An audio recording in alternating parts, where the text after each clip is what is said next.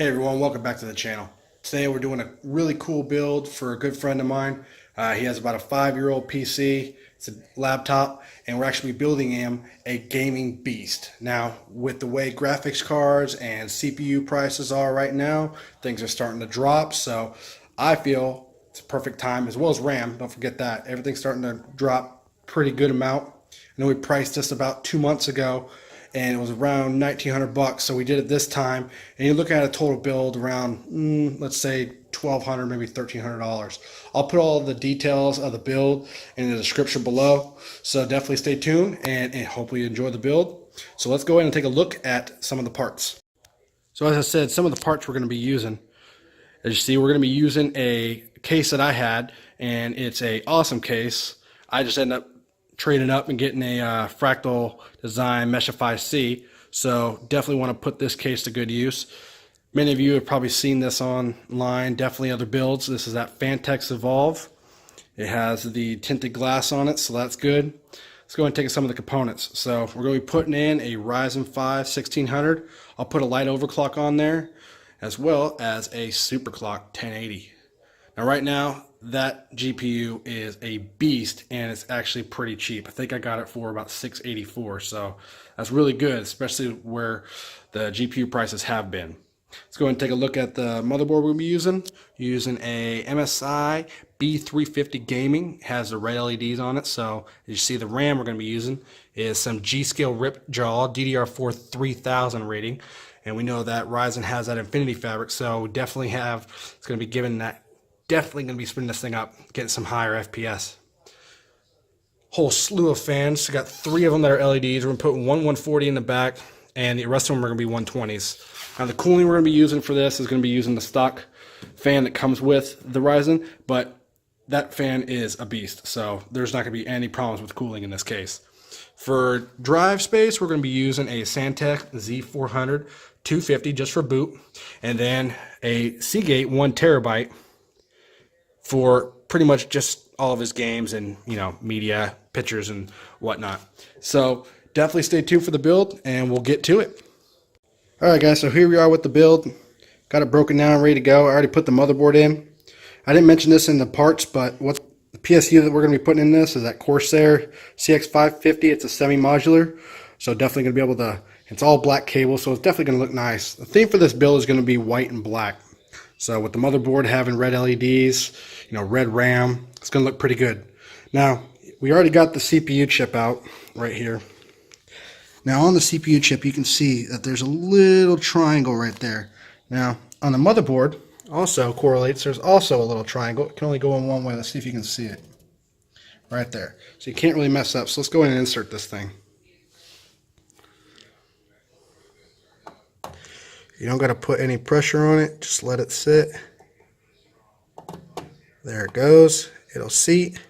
Then go ahead, move the bar down, and it's seated. So, now, the cooler we're going to be using, as I said before, is we're going to actually be using the stock AMD one. These heat sinks on this thing is huge, so it should be definitely pretty good. So, make sure orientate it this way. In order to put that on, you got to take the brackets off the side of the motherboard because this already has the pre-installed right there. So all you got to do is just push it up from the back and then mount it in just like that. It's pretty easy, but we're going to go ahead and take a look at that, so I'll come back right when that's back on. Alright, so now that we got heat sink in, you definitely, when you're putting this thing in, find out how you want to orient it. Put it around. I put it this way because I don't want the AMD to interfere with the RAM sticks. So there's not very much clearance. I mean, it looks like it's going to be enough, but still good. Got this long cable right here. You want to make sure you hook this up to that right there, that connector. That's for your fan. And we'll go ahead and just hook this up.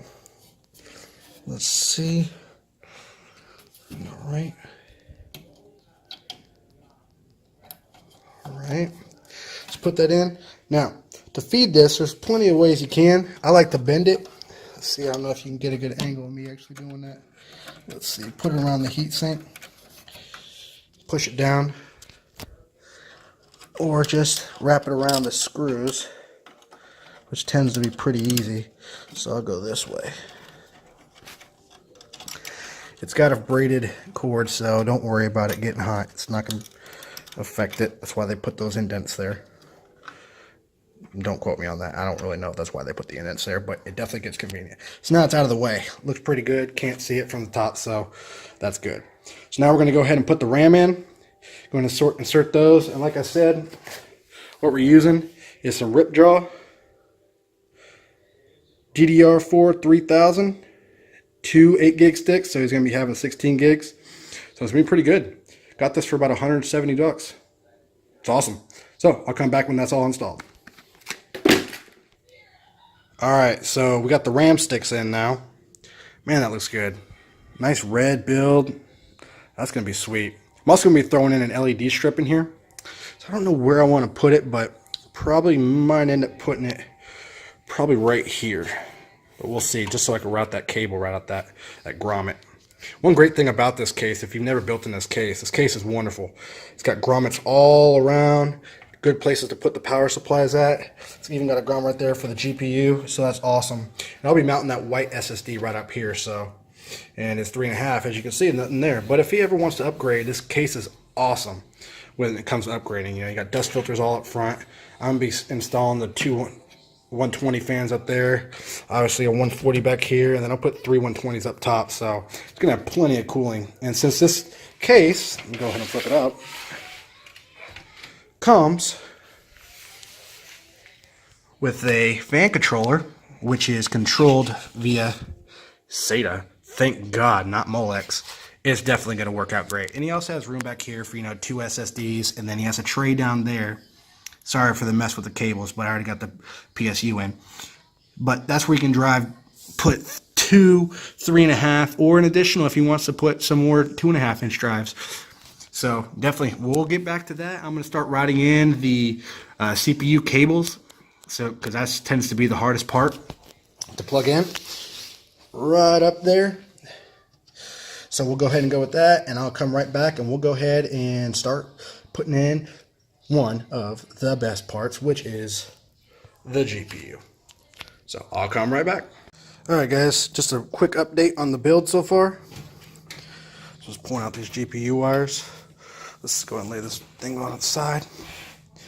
So I got the 24 pin, the 8 pin, got the USB 3.0, the motherboard cables, and the HD audio.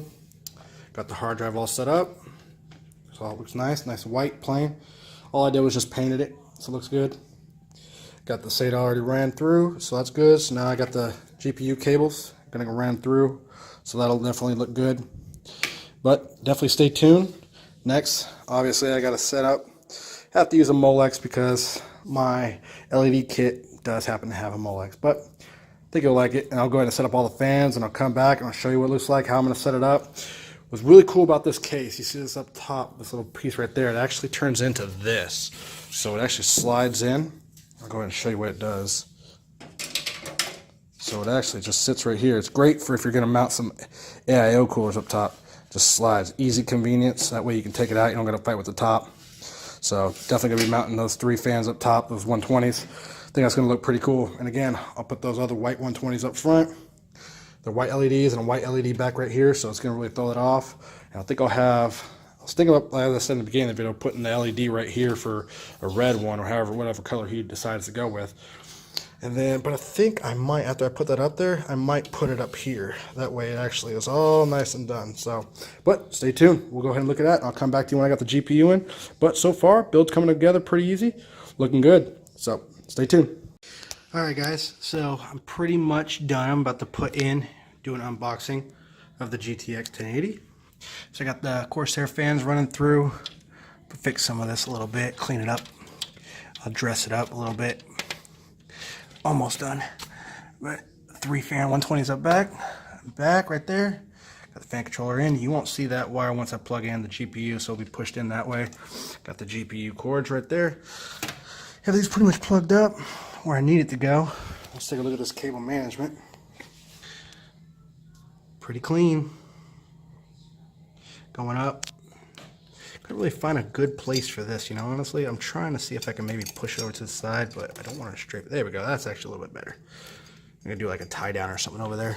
If I can hide it that way. Yeah, I'll probably do that. So So yeah, good cable management.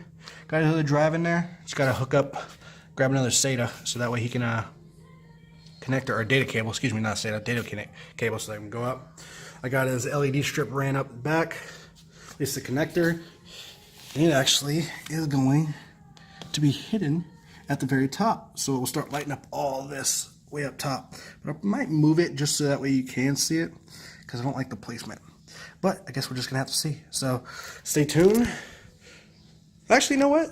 Stay with me. Let's go ahead and open up the GTX 1080. Let's see.